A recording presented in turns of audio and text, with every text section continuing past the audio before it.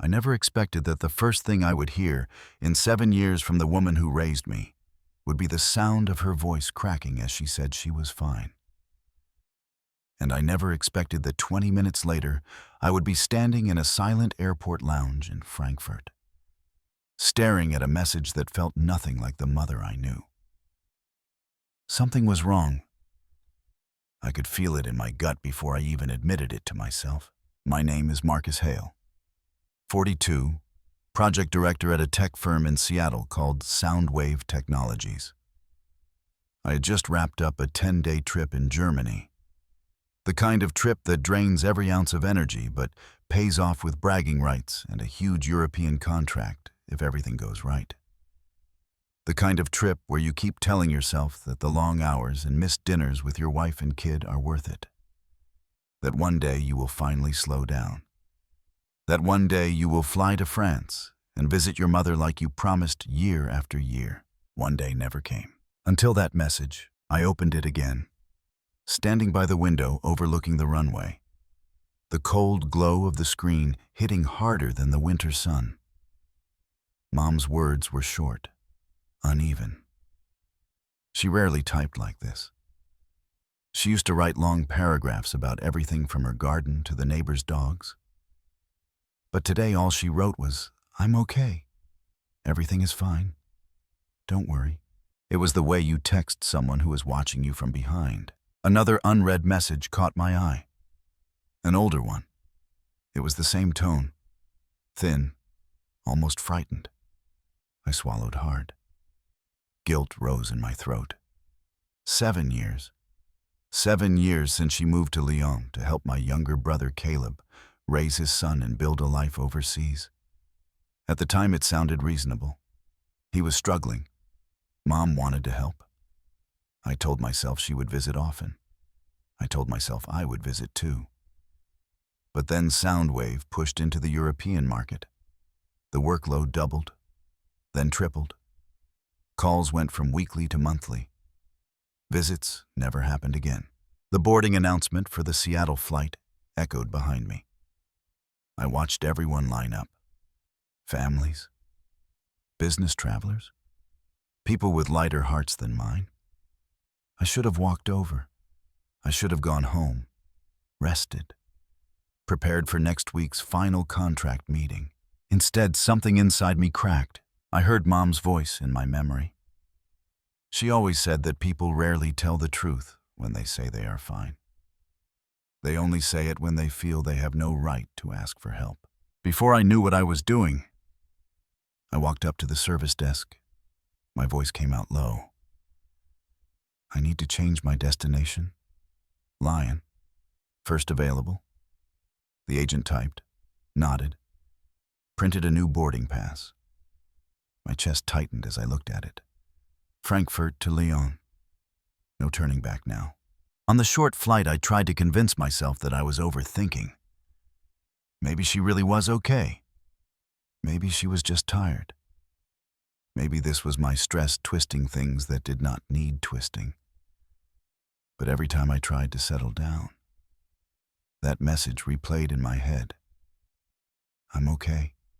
Everything is fine. Don't worry."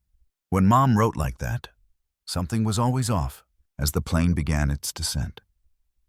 I felt the familiar guilt I had been burying for years. I had become the son who sent money instead of checking in. The son who assumed everything was fine because it was easier than finding out it wasn't. The son who let work wipe out every promise he made. The airport in Lyon was quiet when I stepped outside. The cold hit me first, then a loneliness I could not explain. I hailed a taxi and gave the address I had stored years ago. The driver nodded and pulled away from the curb. The farther we drove from the city center, the heavier my chest felt. The buildings grew older, the sidewalks narrower, the streets quieter. Caleb had always claimed it was a peaceful place to raise a kid. I used to believe him. The taxi stopped in front of a small apartment building with faded paint and a cracked walkway. I stepped out and walked toward the door. My heart beat slow and heavy. The last time I stood in front of a home my mother lived in. It was the house she owned in Spokane, filled with plants and sunlight. This felt nothing like that.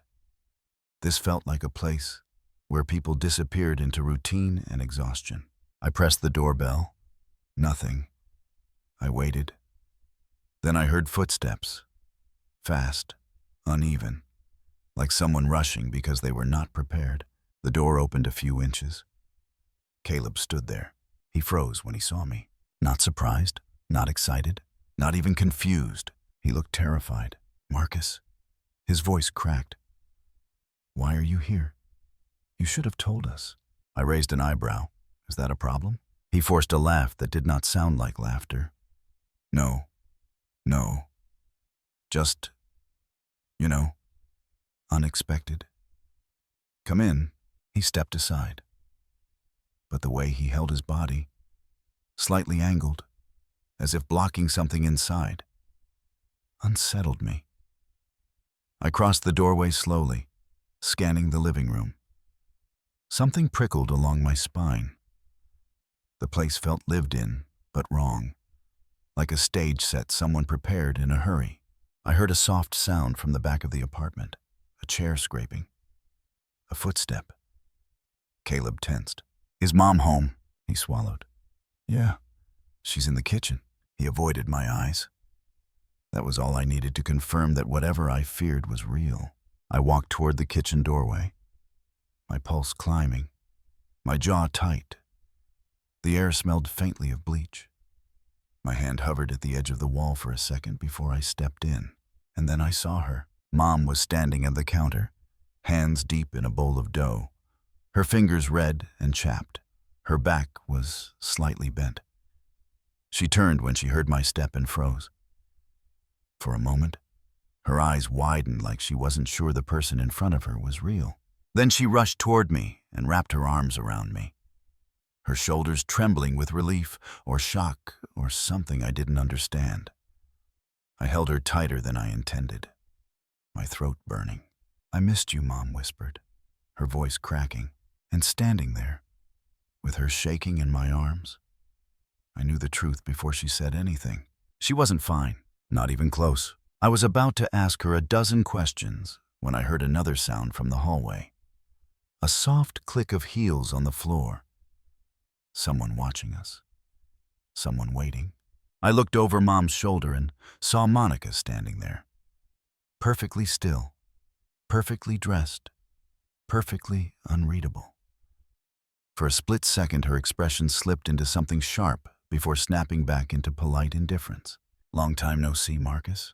That was when I realized this visit was not going to be a simple family reunion. It was going to be something entirely different and much darker. Monica's voice floated through the room like a draft slipping under a closed door. Polite on the surface, but carrying something else beneath it. Something cold and mildly irritated, as if my presence had already inconvenienced her. She stepped closer, folding her arms loosely, her eyes moving past me as if checking whether I had brought trouble with me. Caleb lingered behind her, shoulders tight, hands twitching at his sides. Mom hurried back to the counter as if suddenly remembering she had left something unfinished. She grabbed a dish towel, wiping her hands with unnecessary speed, her eyes darting between the three of us. I walked toward the small kitchen table.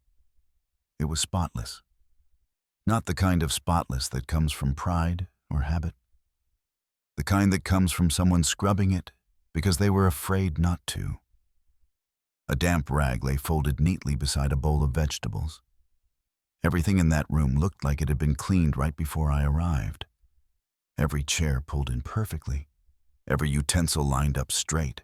Caleb cleared his throat, stepped forward, and tried to sound casual. We were not expecting visitors. Mom had a long day. You know how things get around here. I studied him for a moment, letting the silence drag just long enough to make him squirm.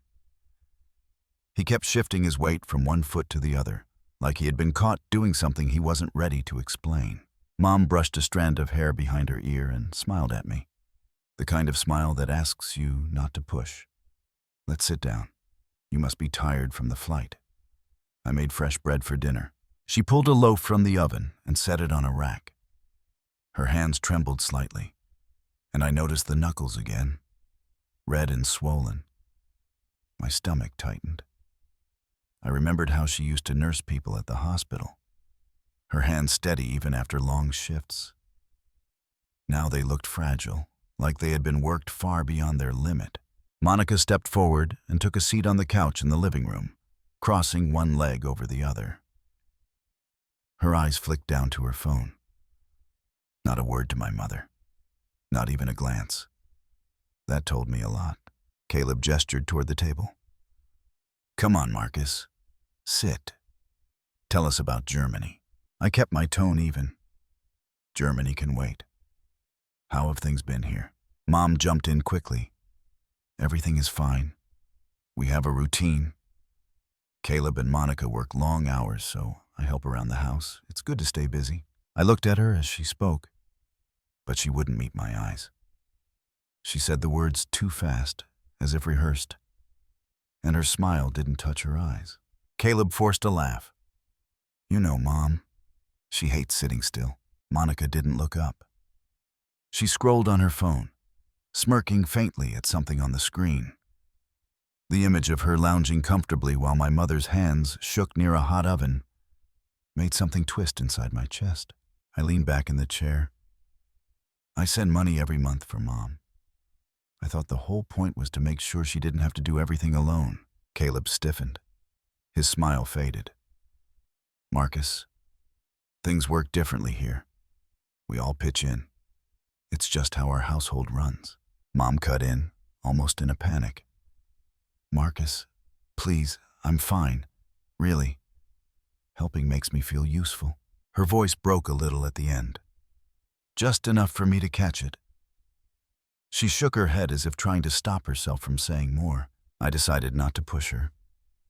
Not yet. Instead, I looked around the room again. The mismatched details bothered me.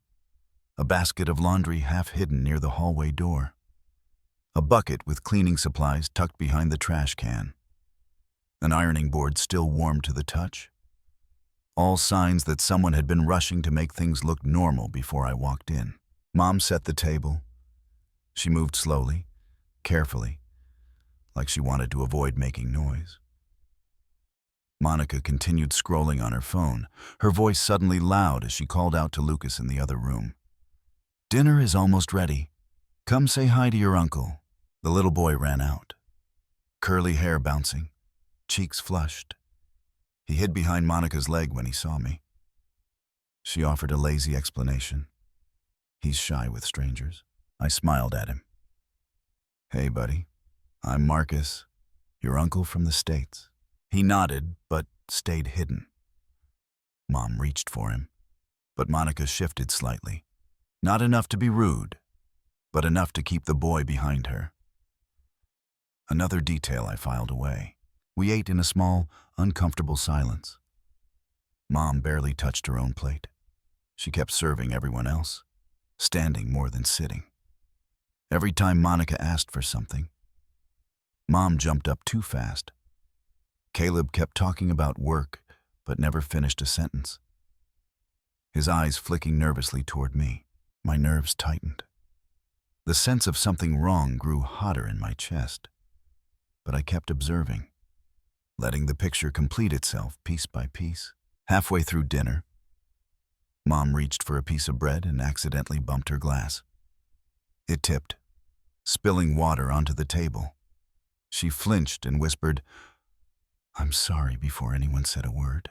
Monica sighed loudly and shook her head, still staring at her phone. Caleb muttered something about being careful. Something inside me hardened in that moment. After dinner, Mom insisted on cleaning up alone. I followed her to the kitchen, keeping my voice low. Let me help. She smiled again. Too fast. No, honey. You're a guest. Go rest. I glanced at the sink. A stack of dishes waited, some of them still greasy. She never used to leave dishes like that. She used to finish cleaning before she sat down. Tonight she had served everyone else first and barely eaten. I leaned closer. Mom, look at me. Tell me the truth. Are you really okay here? She gripped the edge of the counter, her knuckles whitening. Her back rose and fell with a slow breath. She nodded quickly. I'm fine. Really, please don't worry. She said it gently, but there was fear under every word. Caleb walked into the kitchen, forcing a smile. Marcus, let Mom rest. Come on. I'll show you where you can sleep tonight. I didn't move for a moment. I studied both of them. Mom looked trapped between us. Caleb looking as if he wanted me out of the room as fast as possible. I followed him down the hall. He opened the door to a small guest room, stepping aside. Here you go. It's not much, but it's comfortable. Get some sleep. We can catch up tomorrow. He lingered in the doorway, waiting, watching, almost guarding. I set my bag down and let out a long breath. Something in that house was off. I could feel it deep in my spine. When I finally closed the door, I stood in the dark, listening. Footsteps moved softly through the hall. Someone whispered something in French. A cabinet door creaked, a chair scraped, and then I heard Mom. A soft sigh. Not pain, not exhaustion. Something else, something like resignation. I sat on the edge of the bed, staring into the dim room, letting everything I had seen settle into one undeniable truth. Whatever was happening in that home did not begin today, and it would not stop unless I figured it out.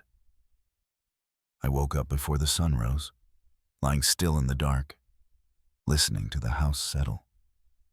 Soft creaks in the wood, a faint hum from the fridge, the distant sound of a car on the street. For a moment, I almost convinced myself that everything I felt last night was nothing more than jet lag and an overworked mind. Then I heard movement in the kitchen. Not footsteps, not someone casually making coffee.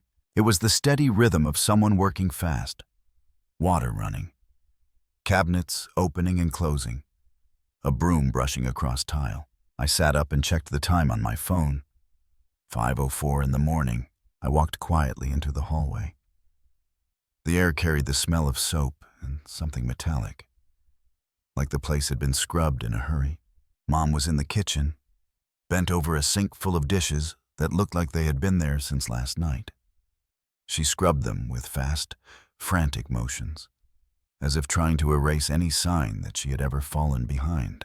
She startled when she turned and saw me. Her breath caught in her throat. Marcus, you scared me. I did not hear you get up. Her hair was pulled back tightly, her eyes tired but alert, in that way people's eyes get when they sleep too little and worry too much. It is early, I said. Let me help. No. She waved her hands, flustered. You sit, please. You are a guest. Guest. The word hit me harder than it should have. She had never used that word with me before, not once in my life. I stepped beside her anyway, reaching for a towel. She tried to block me, but her hands were shaking too much to hide it. She finally gave up and let me dry the plates. I glanced at her wrists. Faint red marks, the kind you get from hot water or scrubbing for too long. Her knuckles were swollen. Mom, why are you doing all this alone? Where is Caleb? She hesitated. He needs rest. He has a lot on his mind these days. Maybe he should give you a break then. She shook her head quickly, almost too quickly. This is my choice. It did not sound like a choice. Before I could ask more, Monica walked into the kitchen wearing a robe that probably cost more than my plane ticket. Her hair was perfectly pinned, her makeup light but intentional. Even this early. She looked like someone who was ready to walk into a photo shoot. She glanced at the dishes, then at my mother. Her lips tightened. Not much, just enough. Breakfast ready soon. Mom nodded instantly. Yes, I am making it now. Monica turned to me without changing her expression. Did you sleep well? I did. I kept my voice neutral. You two start work early around here. She smirked faintly. The kind of smirk someone gives when they believe they are still in control. Life moves fast, especially when children are involved. Right on cue. A soft cry came from the bedroom. Lucas! Monica sighed heavily and walked away, calling for Caleb to get him. I watched her go. She never once thanked Mom for being up at 5 in the morning. After breakfast, I told them I wanted to take a walk through the neighborhood. Caleb stiffened, as if that was the last thing he wanted me to do. You sure? He said it too fast. It is cold out. I shrugged. I like the cold.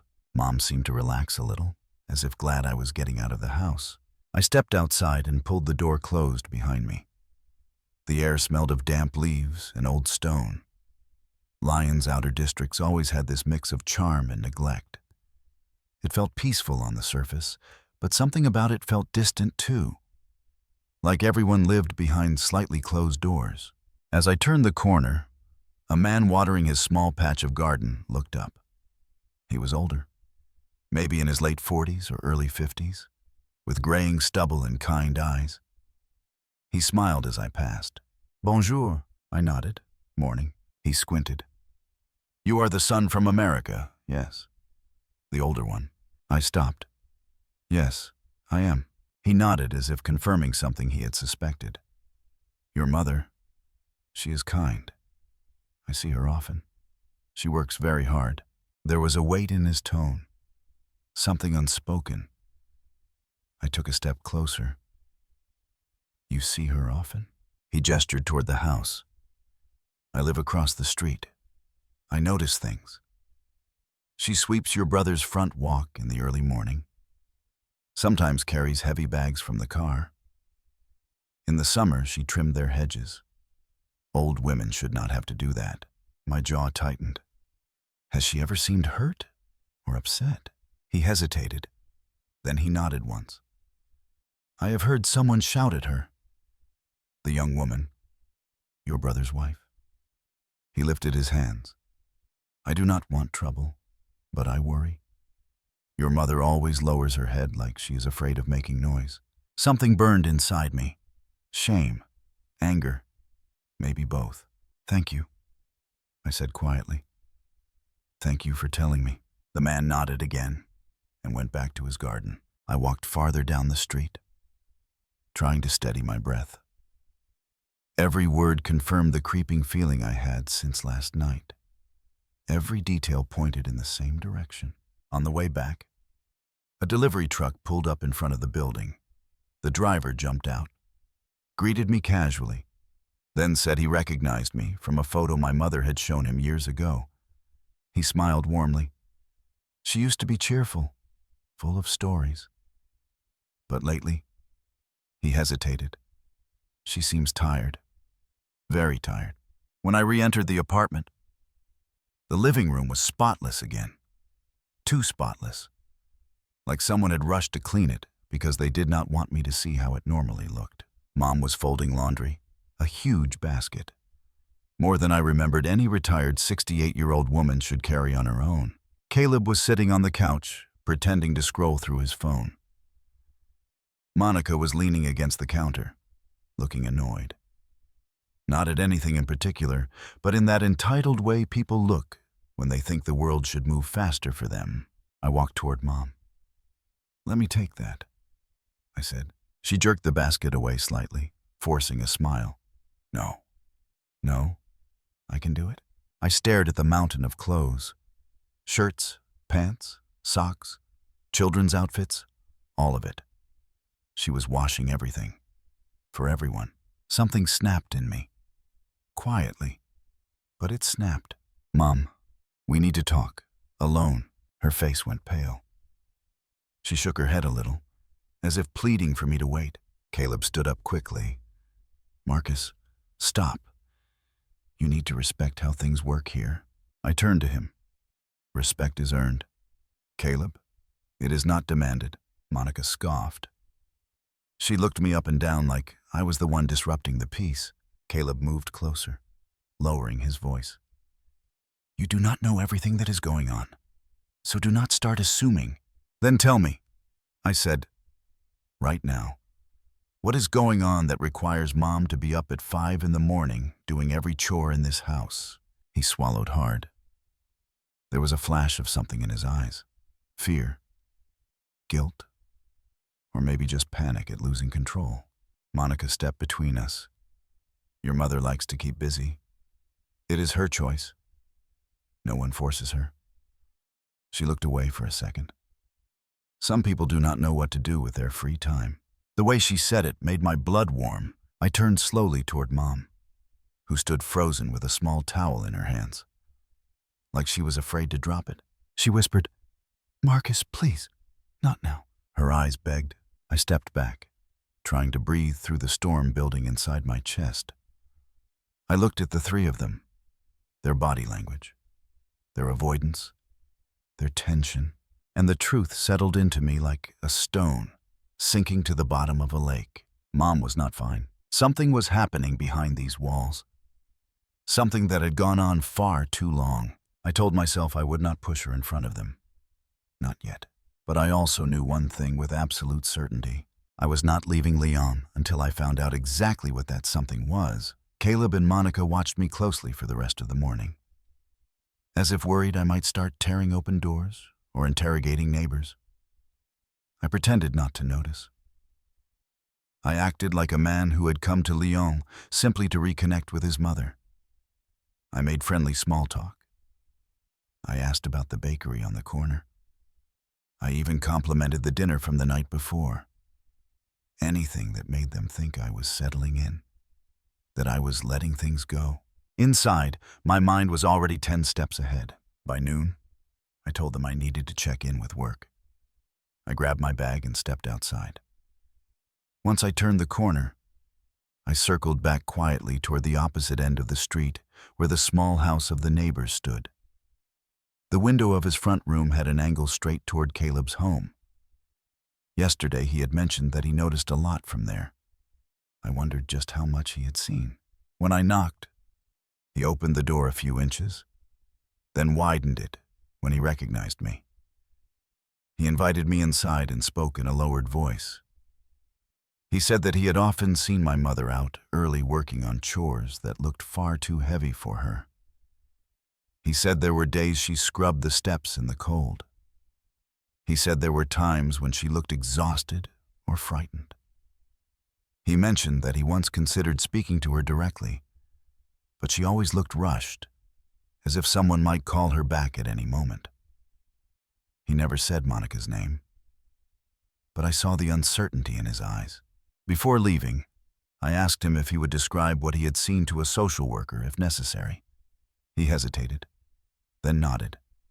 He said he respected my mother and did not want trouble for her, but he would help. I thanked him as sincerely as I could.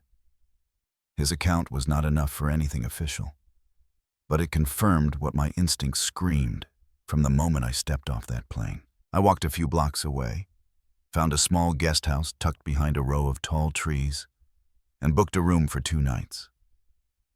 The place was modest, worn down but quiet, perfect for watching without being noticed. The old wooden bed creaked under my weight as I sat down and took a long breath. I pulled the curtain just slightly aside and looked across the street toward the apartment that held the people I no longer trusted. My phone buzzed. A message from work asking for updates on the Germany trip. I typed a short response and placed the phone down. None of that mattered right now. Whatever was happening in that apartment was bigger than contracts and business meetings. The hours passed slowly. I watched the street. I watched the building. And as the afternoon moved into evening, I saw the first cracks in the calm facade Caleb and Monica had tried so hard to maintain. Mom stepped outside with a bucket and a scrub brush. She knelt on the walkway in front of the building and started scrubbing the stone tiles. Her movements were slow, heavy, the way a person moves when their body is used to fatigue. She stopped twice, pressing her hand against her lower back. A pause, a breath. Then she continued. My throat tightened. That should not have been her job. Not at her age. Not in this cold. Caleb came out next, jacket on, keys in hand. He barely glanced at her as he stepped around her and walked to his car. Mom stood up quickly and asked something. I could not hear, but I recognized the body language. She asked if he needed anything. He shook his head, gave a short reply, then got in the car and left. Mom returned to scrubbing the ground. I leaned forward, gripping the edge of the curtain so tight my fingers ached. Around 5 in the evening, Monica returned. She wore a fitted coat and carried a branded shopping bag. She paused at the entrance, looked at the tiles the way someone inspects a hotel room, then bent down and swiped her finger across a line of stone. Whatever she said to Mom made my mother step back quickly and nod. Mom hurried inside and came out with a fresh bucket. I felt my jaw clench until it hurt. I kept watching. Later, inside the apartment, through the narrow angle I had, I could see the glow of the kitchen light. Mom moved from counter to stove to sink, almost like she was running a race against time. Monica sat in the corner with her phone raised in front of her face. Every now and then she gestured with sharp movements. Not enough to be violence, but enough to be intimidation. Then came the moment that confirmed everything for me. Mom carried a pot from the stove. Her hands shook. She stumbled. The pot slipped from her grip and crashed onto the tile. I saw her freeze, then sink to her knees and start wiping frantically with a small cloth. Monica jumped from the couch and moved toward her, her body language rigid and angry. I could not hear her words, but I saw the shape of them, the way her mouth tightened, the way her hand sliced through the air. My mother did not look up. She kept wiping, smaller and smaller movements, like a child being scolded. My vision blurred for a moment. Heat rose in my face. I stood up too fast, the chair legs scraping across the floor. I was halfway to the door when I stopped myself. I needed to be careful. I needed to be smart. Bursting in right then would do nothing but alert them. I forced myself to breathe, to think. I returned to the window. Monica pointed at a spot on the floor. Mom wiped it. Monica pointed again.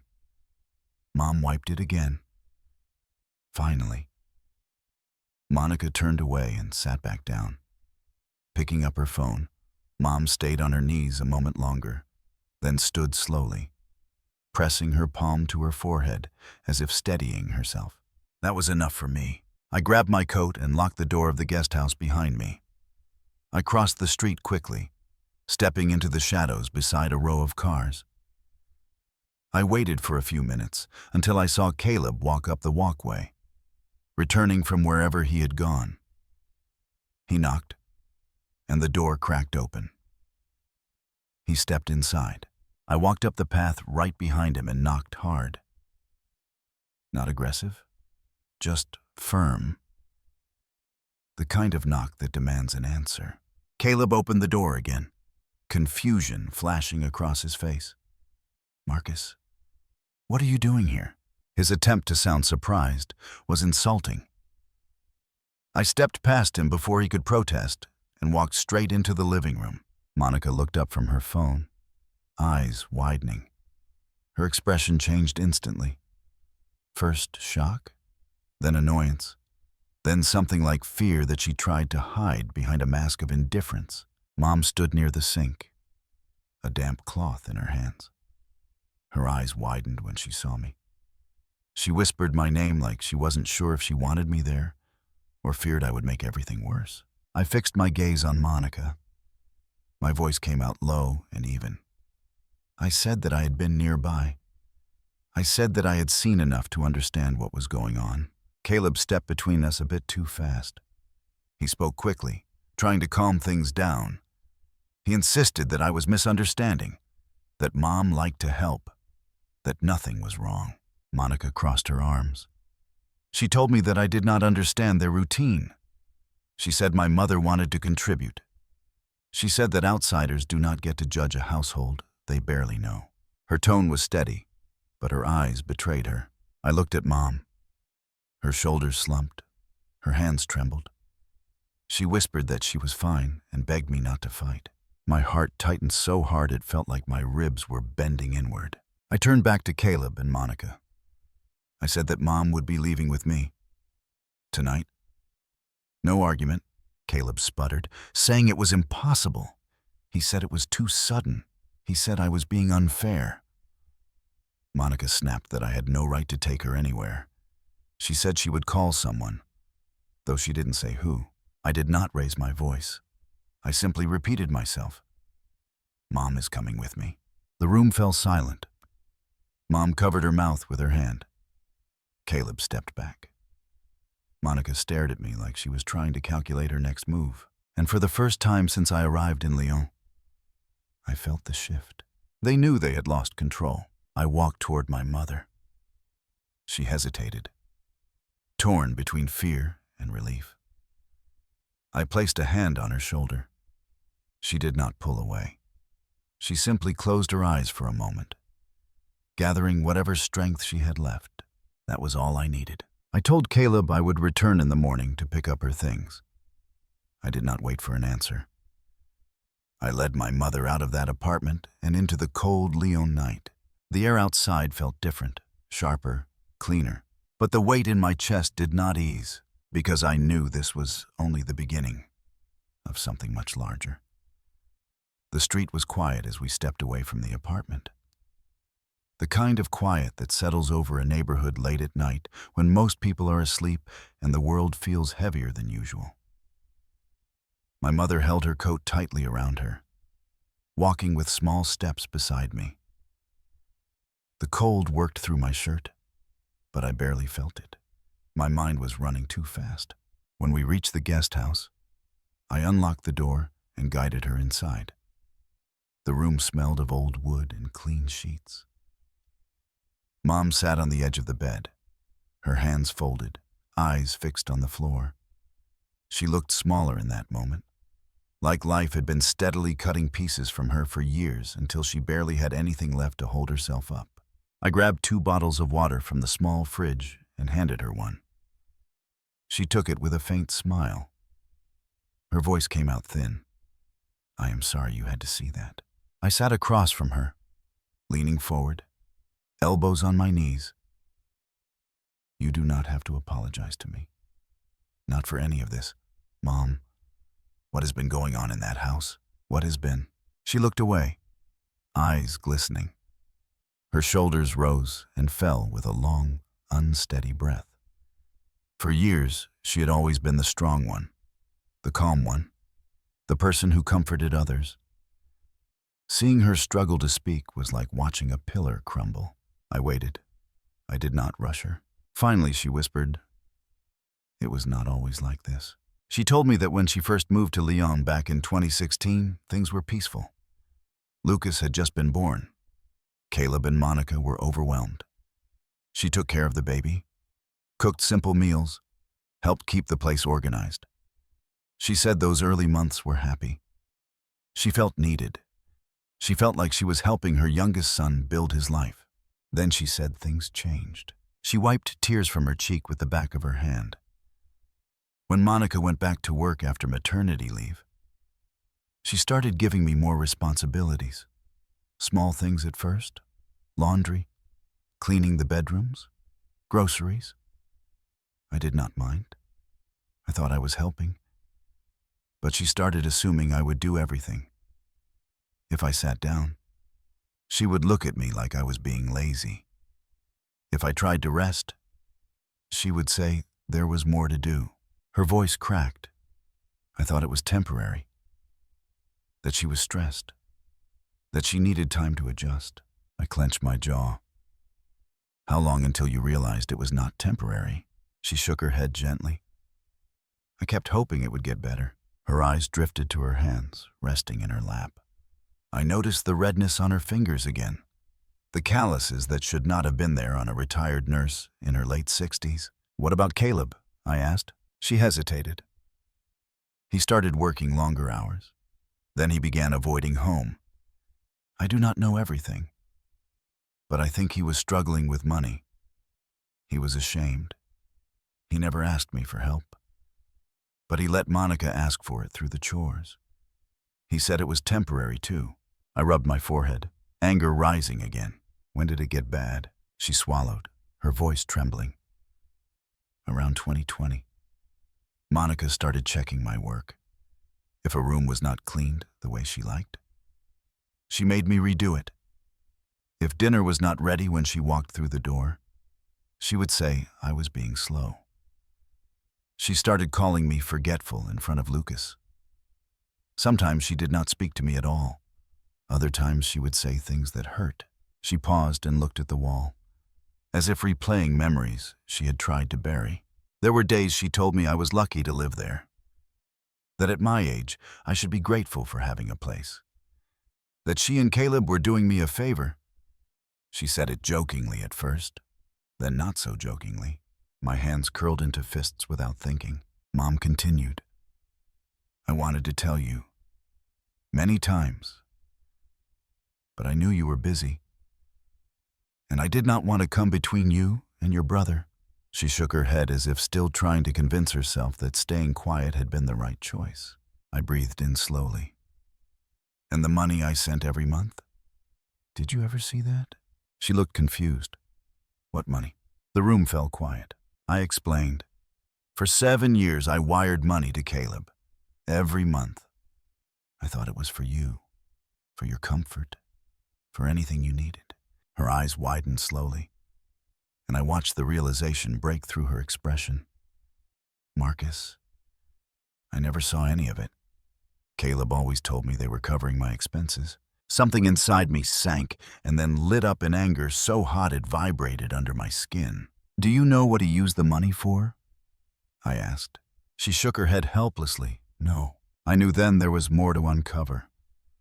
But pushing her now would only break her further. She wiped her eyes, took a breath, and forced a smile for my sake. I do not want you to hate your brother. He made mistakes, but he has always been sensitive. He does not handle pressure well. I tried to help him.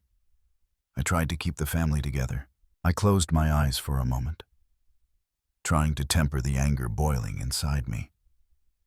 Her instinct was always to protect. Even the people who failed her. Even the people who used her. When I opened my eyes again, she looked tired, all the way through, not just physically. Something deeper had worn her down, year after year. Come home with me, I said quietly. Seattle, you will live with us. You will not have to do any of this again. You will be safe. She looked scared at the idea. Marcus, I cannot just leave. Caleb needs me. Lucas needs me. I reached for her hand. Caleb is a grown man. He needs to fix his own problems. Lucas will be fine. But you have given enough. It is time to think about yourself. She did not answer, but the way her fingers tightened around mine told me she was starting to understand that she could not stay. Not after everything. We left Lyon early the next morning. I paid for a direct flight to Seattle through Frankfurt. On the way to the airport, Mom watched the city pass by with a look that broke me a little. It was the look of someone realizing they had survived something they had not fully seen until now. On the plane, she leaned her head against the window. The sun glowed over the clouds. After an hour of silence, she started talking again, softer this time. She told me about the days when she doubted herself, when Monica convinced her she was slow or clumsy or forgetful. She told me how she felt invisible sometimes, how she tried to remind herself she used to be strong. She said she felt ashamed that she let it go so far. I listened. I let her speak. Every word felt like peeling back layers of something painful that had gotten too comfortable inside her. She rested for a while and then whispered something that made my heart ache in a new way. I only wanted the family to stay together. That is all I ever wanted. I knew she meant it. Seattle appeared below us in the late afternoon, its skyline cold and familiar through the window. The wheels touched down on the runway, and as we taxied toward the gate, I felt something shift inside me. Not relief, not closure. Something heavier, something that told me the hardest part was still ahead. As we walked through the terminal, Mom slipped her arm into mine for support. She looked fragile again, and I found myself gripping her hand tighter. When we reached the exit, I saw Emily waiting by the curb. She stepped forward, eyes widening when she saw my mother beside me. Her expression froze between surprise and worry. "Marcus, you are home early. And Mom, I did not know you were coming." Her voice shook slightly. She was not ready for this, and neither was I. Emily stood perfectly still for a moment, her hand tightening around the strap of her purse as if she needed something to hold on to. The cold Seattle air pressed between us, filled with things we had not said in years. Mom offered a gentle smile, but her eyes dropped almost immediately, as though she was afraid of intruding on her own return home. I stepped forward and opened the back door of the car. Mom climbed in slowly, her breathing shallow from the long flight. Emily moved around to the driver's side without saying anything else. The ride home began in tense silence, the kind that thickens with every mile until it feels like a weight across the chest. I watched the city pass, the skyline, the familiar streets, the traffic lights reflecting across the wet pavement. Normally, coming home eased something in me. Today it only reminded me how far I had drifted from everyone. Emily cleared her throat halfway through the drive. Her voice was soft, cautious. I did not know she was coming.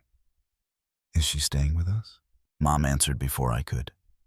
"Only if it is not a burden." The way she said it made my jaw tighten. Emily glanced at me, then at Mom through the mirror. Her face softened. "It is not a burden. She can stay as long as she needs." The rest of the drive felt quieter, though nothing was truly settled. When we pulled into the driveway, Noah ran out of the house before the engine even shut off. His small shoes slapped against the concrete, his arms wide. "Dad, you are home." I lifted him up, the weight of him grounding me for the first time since I left Lyon. He looked over my shoulder and saw Mom standing behind me. He froze for a second, then smiled shyly. "Is that Grandma?" Mom knelt, opening her arms. His hesitation melted instantly. He ran to her, burying his face against her coat. She held him tight, her eyes wet but brighter than before. Inside, the house smelled like roasted vegetables and rosemary. Emily must have been cooking before she left for the airport. Mom stepped into the living room slowly, looking around at the framed pictures, the warm lights, the open space. For the first time in a long while, she looked like she belonged somewhere, but the moment did not last. While Mom and Noah settled at the couch, Emily pulled me aside into the hallway. She kept her voice low. "Why did you not tell me she was coming? And why did she look so tired?" I studied her face. She was confused, worried, and something else, something like guilt. "There is a lot you do not know," I said. Emily shifted her weight. "I tried to call you after that strange email your mother sent months ago. You never answered. And I did not want to overwhelm you during the Germany trip. You were already stretched thin." I stared at her. She already knew. Not everything, but enough to know something was wrong, and she had kept it from me. Before I could respond, Mom called out softly, asking where she could put her bag. Emily hurried to help her, grateful for the chance to escape the tension between us. I remained in the hallway, trying to steady myself. Everything felt off balance. We set Mom up in the guest room. Clean sheets, extra pillows, water on the nightstand. She thanked Emily with a small bow of her head. Noah brought her a stuffed bear to keep her company. Mom smiled and kissed his forehead. For a moment, things looked hopeful. That lasted until dinner. Mom tried to help set the table. Emily asked her to sit and rest, but Mom insisted. She reached for a glass on the counter. Her hand trembling just slightly, it slipped. The glass fell. Not hard enough to shatter, hard enough to roll and knock a small ceramic bowl to the floor. The bowl broke into 3 pieces. The sound hit the room like an alarm. Emily gasped. Oh, no. That was part of the set from my sister. She closed her eyes hard, frustration flashing across her face. Mom froze completely, bending down with quick, fearful movements. I am so sorry. Let me clean it. I will replace it. I did not mean to. Emily knelt too, but her voice came out strained. No. Mom, please be careful. That was sentimental. I will clean it. It is fine. Just please sit. Her tone was sharper than usual. Not cruel, not intentional, but sharp enough for my mother to recoil like a frightened bird. She sat down slowly, her hands trembling in her lap. I pressed a hand to the table to steady myself. It was not Emily's fault. She did not yell. She did not mean to hurt her. But Mom reacted as if punishment would follow. That reaction cracked something inside me. After dinner, I took Mom back to her room. She tried to smile, but her eyes were distant. I will be more careful. Marcus, I promise. You do not need to promise anything, I said quietly. She looked down. She still thinks she has to earn her place here. I left her room and found Emily in the kitchen washing the dishes. The bowl pieces sat near the sink, wrapped in a towel. She scrubbed a pan hard, too hard, her shoulders tight. She spoke before I could. I know I sounded frustrated. I did not mean to. It caught me off guard. I leaned on the counter, trying to control my voice. She flinched like you hit her. Emily's head dropped. I saw it. She seems scared. I do not understand. I took a deep breath, the truth rising like a tide. She is scared because of how she has been treated for years. In that house, by Caleb, by Monica. She has been doing everything alone, and she has been talked down to so often that now any sharp tone feels like danger. Emily covered her mouth with her hand, eyes widening. Marcus, why did you not tell me? Because I only found out myself, and because you should have told me when you got her email months ago. She flinched at that, guilt flooding her face. I thought you were under too much pressure. You were barely sleeping. I did not want to make it worse. I pushed away from the counter, unable to hold back the anger simmering in my chest. You should have trusted me enough to handle it. She reached for my arm, but I stepped back, not ready to be touched. Mom walked into the doorway just then, her voice small. Everything okay out here? Emily quickly wiped her eyes. Yes, Mom. Everything is fine. I was just cleaning up. Mom nodded and returned to her room. But her posture was tight again. Shoulders lifted, steps careful. The moment the bedroom door closed, the silence between Emily and me grew sharper. I finally spoke. I need air. Emily whispered my name. But I walked out the back door before she could say anything else.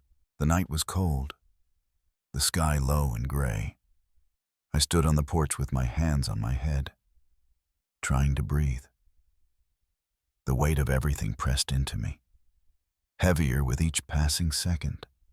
My brother, Monica, my mother, Emily. The years I spent drowning in work, thinking I was protecting my family when really I was drifting away from them. I stayed out there for a long time before returning inside. The house was quiet. Emily had gone to bed. Mom's room light was off. I stepped into the guest room next to hers, sat on the bed, and stared at the wall until my eyes finally closed. The next morning did not bring clarity. Instead, it brought another shock. Right after breakfast, I opened my email and saw a message from the bank. It was an overdue notice addressed to Linda Hale regarding a loan she never signed for. The same cold anger that had been living under my ribs since Lion sharpened into something else. This was not just mistreatment. There was something financial, something bigger, and I was going to uncover all of it. The email sat on the screen like a slap I had not braced for. I read it twice, then a third time, hoping I had misunderstood something. It listed an overdue balance for a loan taken out under my mother's name in France. A loan she never mentioned. A loan she would never have agreed to. A loan with an address tied directly to Caleb and Monica's apartment. My pulse thudded in my ears. I stood abruptly, the chair scraping behind me. Mom looked up from the kitchen table, startled. She had been sorting through her small stack of belongings, folding and refolding the same sweater as if trying to decide where it belonged in this house. Emily was rinsing dishes, her shoulders tense. I looked at Mom. "Did you sign for any loans in France?" She blinked, confused. "Marcus? No. I do not borrow money. I live simple. I never asked for anything." I turned the laptop toward her. She leaned forward slowly, reading each line, her face drained of color. She shook her head again and again. "That is not mine. I swear to you, I never saw this." Emily stepped closer, wiping her hands on a towel. "What exactly is that?" I explained in a low, steady voice that did not match the storm growing inside me. Someone used Mom's identity. Someone had access to her documents. Someone knew she would never question financial decisions because she had no way to track them from inside that house. There was only one possibility. "Caleb." Mom pressed a hand to her chest. Her voice came out small. "Marcus, please do not call him yet. You know how easily he breaks. He will not handle this well." I stared at her. "He did not think about how you handled anything." Her eyes shimmered, and she reached for my hand. She was not defending him. She was afraid of what the truth would cost. Afraid of the line that would be crossed forever if I confronted him now. She had already lost too much family in her lifetime. Losing another son would crush her. I swallowed hard. I needed information. I needed clarity. So I called the one person who could help me make sense of this Derek Saunders, a lawyer I trusted more than most people in my life. He picked up on the second ring. His voice was steady as always. "Marcus, you sound like you have news." I told him everything.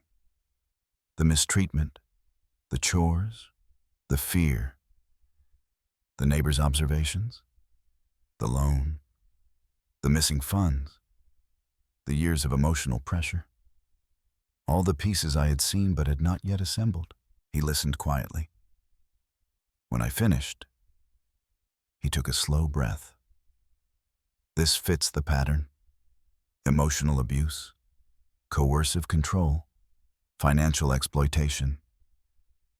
But if you want to protect her, you need evidence. Not just your word, not just her testimony, and not just a neighbor's impression. You need documents, statements, patterns, timelines." I knew he was right, and I also knew that confronting Caleb without a plan would turn everything into a shouting match that solved nothing. Still, the weight in my chest did not ease. It only tightened. The day moved painfully slow. Mom spent most of the afternoon resting in the guest room. Emily tried to check on her gently, offering tea or a blanket, speaking softly, clearly afraid to trigger the same frightened reaction from the night before. I watched them from the hallway. It felt like everyone was walking on thin ice. When evening came, the doorbell rang. I stiffened. Emily froze. Mom looked up from the couch, already tense. I walked to the door and opened it. Caleb stood outside. Not the Caleb I saw in Lyon. Not the confident little brother who dodged questions and hid behind excuses. This version of him was pale and unshaven, his eyes red and swollen. His jacket hung off him like he had grabbed it on the way out without thinking. He smelled faintly of stale sweat and rain. He swallowed hard when he saw me. His voice cracked. "Marcus, please." For a moment I did not move, not even to step aside. He lifted a trembling hand as if trying to reach past me without touching me. "I need to see Mom," I answered with none of the softness he might have hoped for. "Why?" His face crumpled. "Please, I just need to talk to her." I did not trust him. I did not trust his timing. But before I could decide, I felt a light touch at my back. Mom had come up behind me. She looked at him the way only a mother can look at a child who has broken her heart and is still her child. "Let him in," she whispered. I stepped aside slowly, ready for anything. Caleb walked into the living room and froze the moment he saw her. He tried to speak, but choked on the first word. He sank to his knees in front of her, both hands gripping her coat, his voice breaking. "Mom, I am sorry. Please forgive me." She gasped and reached for his shoulders. "Caleb, get up. Please." He shook his head violently. "I cannot. I do not deserve to stand in front of you." Emily hovered near the doorway, unsure whether to intervene or retreat. I stood with my arms crossed, watching, waiting. Caleb kept talking through sobs. "Everything fell apart after you left. I lost my job. They let me go because I kept missing deadlines. I was distracted. I was drinking too much. The bank sent letters. Monica kept pressuring me for things I could not afford. I took loans. I made mistakes. And then she left. She took Lucas and left. She said I was useless, that I could not provide for her, that I let everything fall apart." He held tighter to Mom's coat, nearly shaking with the force of it. "I know what I did to you. I know what I let happen in that house. I know I do not deserve your forgiveness, but I am nothing without you. I have nothing." Mom's tears fell onto his hair. She stroked his head with trembling fingers. "Caleb, my boy, please stand up. You are scaring me." He looked broken, not guilty in a way that excused anything, but stripped bare of everything he once hid behind. I felt something twist in my chest. Not sympathy, something darker, something like anger at how easily he folded now, after years of silence, while our mother scrubbed floors for him. I kept my voice steady. "Caleb, we need the truth. All of it. Did you take loans in Mom's name?" He looked at me slowly, tears still streaking his face. "Yes, I did. I swear I plan to pay it back. She never checked her mail. Monica told me it was fine. I did not know what else to do. I was drowning." Mom closed her eyes, a small sob escaping her lips. Emily took a step forward. "Caleb, why did you not tell anyone? Why did you not ask for help?" He laughed bitterly through tears. "Because I was ashamed. Because I knew Marcus would judge me. Because I knew Mom would worry. Because everything kept getting worse, and I kept pretending it was not." He finally stood, unsteady, wiping his face with his sleeve. "Please, I do not want money. I do not want anything. I just need help. I need a chance to fix what I did." I stared at him. I saw the man he used to be. The kid I protected when we were growing up. The one Mom defended even when he was wrong. And I saw the man he had become. Weak, afraid, but not cruel by nature. Just someone who had taken the easy way out far too many times. I could not forgive him. Not yet. Maybe not ever. But Mom could. She reached out and grabbed his hand, her voice soft. "You are my son.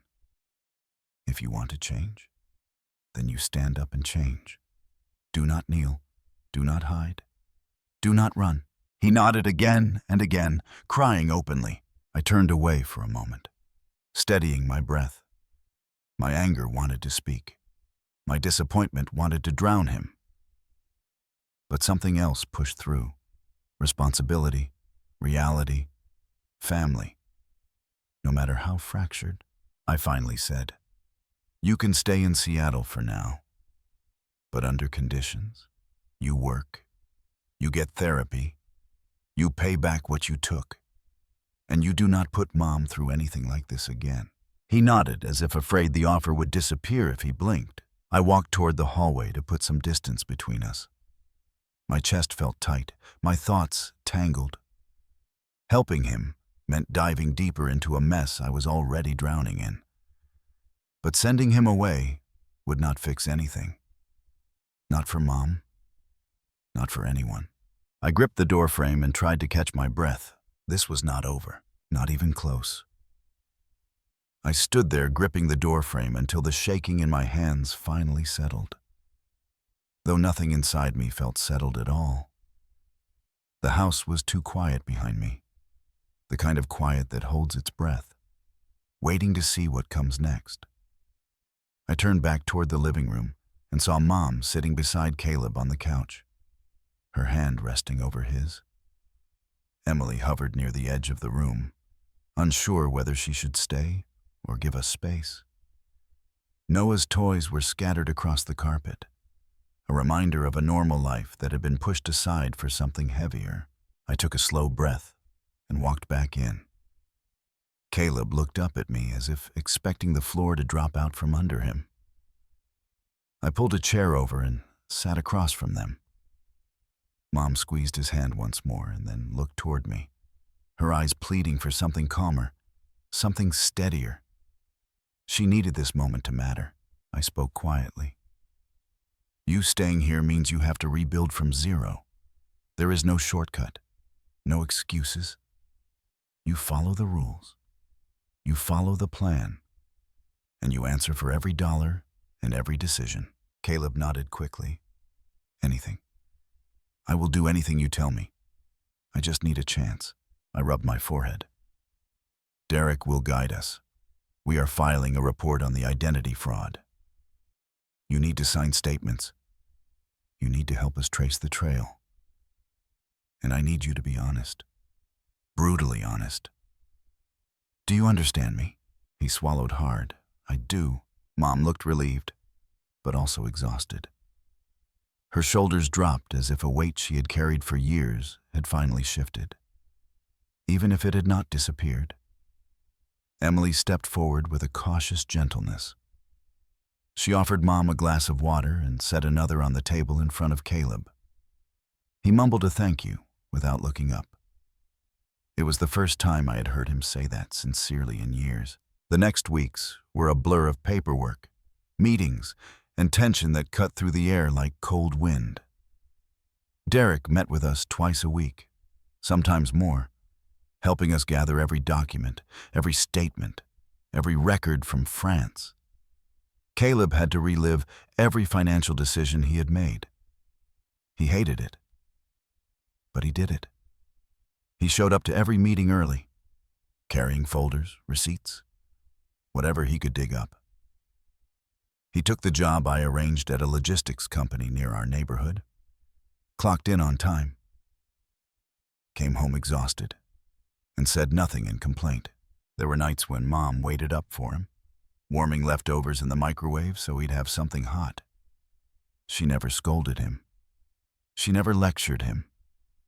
She just sat with him quietly, the way only a mother who is already forgiven can sit with a son who is still learning to forgive himself. Meanwhile, Emily and I inched our way back from that jagged cliff we had been standing on. At first, conversations were simple. Short exchanges about dinner or Noah's schoolwork, then small talks in the kitchen, then the occasional touch on my arm when she passed behind me. Trust was not rebuilt in one dramatic moment. It was rebuilt in tiny gestures, daily effort. The kind of quiet commitment that feels more real than any apology. One evening after dinner, Emily pulled me aside gently. "I am not going to pretend things are fixed," she said softly. "But I want us to fix them. I want to earn back your trust. Whatever it takes." I looked at her for a long moment. The exhaustion on her face, the sincerity in her voice. It reminded me of the woman I married before careers and responsibilities pulled us in opposite directions. I nodded. "We will take it slow. But we will take it." She smiled a little, and for the first time in months, nothing inside me resisted that smile. As the months passed, the house began to feel different, lighter. The heaviness that used to cling to everything gradually faded as Mom healed, as Caleb worked through his guilt, as Emily softened her approach, as I let go of the anger that had kept my chest tight for too long. Then Christmas came. Snow fell across Seattle in soft sheets that morning, coating the yard and the rooftops. The smell of ginger and cinnamon filled the house. Emily was in the kitchen preparing a roast. Mom folded napkins into little fan shapes at the table, while Noah placed red ornaments on the tree. The fireplace crackled with a slow orange glow. The house felt alive. I set the table, glancing occasionally toward the window. I had invited Caleb earlier in the week. He said he would come if he could get off work, but I did not know if he would actually show up. The holidays had a way of making old wounds feel fresh. Mom kept glancing at the door too. She tried to hide it, but I saw the way her hands fidgeted with each fold of fabric. Emily stepped beside her and rubbed her shoulder gently. "He will come," she said quietly. I hoped she was right. Dinner was almost ready when the soft knock came. It was so faint I barely heard it. Mom stood immediately, her eyes wide. I walked to the door slowly and opened it. Caleb stood there, holding a bag of groceries awkwardly under one arm. He wore a clean sweater and fresh jeans. His hair was trimmed. He looked tired, but different, grounded, humbled, better. He lifted the bag. "I brought ingredients for dessert. I do not know how to make it. I was hoping Mom could show me." Mom let out a shaky breath and rushed forward, pulling him into her arms before he could say anything else. He held her tight, burying his face in her shoulder. He whispered something I could not hear. She nodded again and again. I stepped aside as they came in. Emily smiled warmly and hugged him too. He froze for a moment, then hugged her back. The meal that night was better than anything we had shared in years. The laughter came naturally. The stories flowed. Noah climbed onto Caleb's lap and begged him to help build a Lego set. Mom kept reaching over to touch my arm or Emily's hand, as if she needed to confirm we were all truly there. Emily leaned against my shoulder when the fire got warm. Caleb cleared the dishes without being asked. When the night wound down, we gathered in the living room. The fire crackled softly. Snow drifted past the window.